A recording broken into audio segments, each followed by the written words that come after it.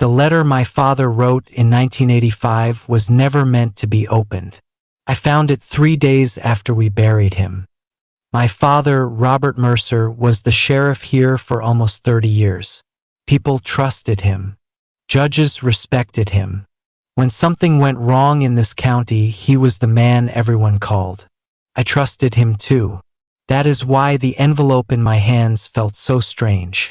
The paper was yellow with age, and across the front were 4 words written in his handwriting. "Open this if I'm gone."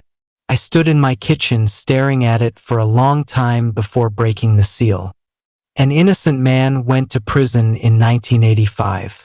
I stopped reading. For a moment, I thought I misunderstood. My father had spent his life putting criminals behind bars. Justice was the one thing he never compromised. Then I read the next sentence. And I helped make sure of it. The words sat there on the page, quiet and final. I read the letter again from the beginning, slower this time. My father wrote that there was something I needed to know before the truth disappeared with him. He said the town believed the case had been solved. The court believed the evidence. The jury believed the witnesses. But the truth was different. The man they sent to prison was not the man who committed the crime. I pushed the letter away from me and tried to think clearly.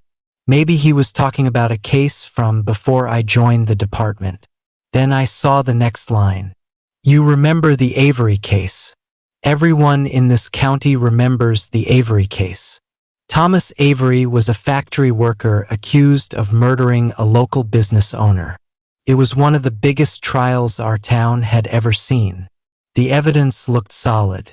Witnesses placed Avery near the victim's office that night. His fingerprints were found inside the building. During questioning, he even signed a statement that prosecutors called a confession. The trial lasted 2 weeks. The jury needed less than 3 hours. Guilty. Back then, I was 24 years old and wearing a badge for the first time. The Avery case had been my first real investigation, my first murder scene, my first time sitting inside a courtroom while a man's future was decided. I still remember the moment the verdict was read. Thomas Avery didn't shout or fight. He just shook his head once and said something quietly before deputies led him out of the courtroom. At the time, I didn't think much about it. The evidence was clear. The town felt safer. My father stood beside me in the hallway afterward with his hand on my shoulder. You did good work, he said. I believed him. The letter in front of me told a different story. I watched you during that trial, my father wrote. You believed the evidence. Of course I did. He was the sheriff. He oversaw the investigation. He approved every report that moved through the department. If he said the evidence was solid, no one questioned it. But the next sentence changed everything. You trusted the evidence because I told you it was right. I stared at those words for a long time. My father had handled the evidence before the trial. He controlled the chain of custody. He supervised every officer working the case. Then I read the next part. The fingerprints should never have been there. The kitchen felt smaller suddenly. I could hear the clock ticking on the wall and cars passing slowly on the road outside. The witness testimony was incomplete. The letter continued. And the statement Avery signed was never meant to reach the court.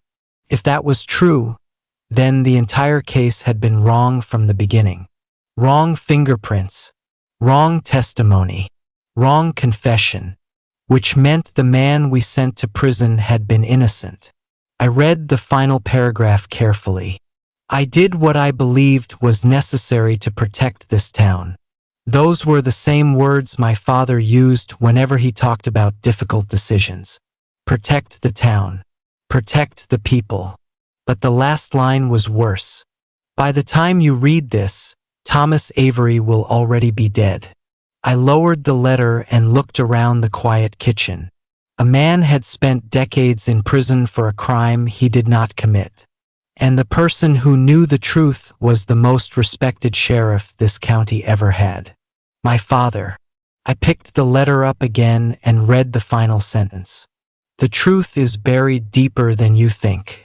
For the first time since opening the envelope, the confusion turned into something else. Fear.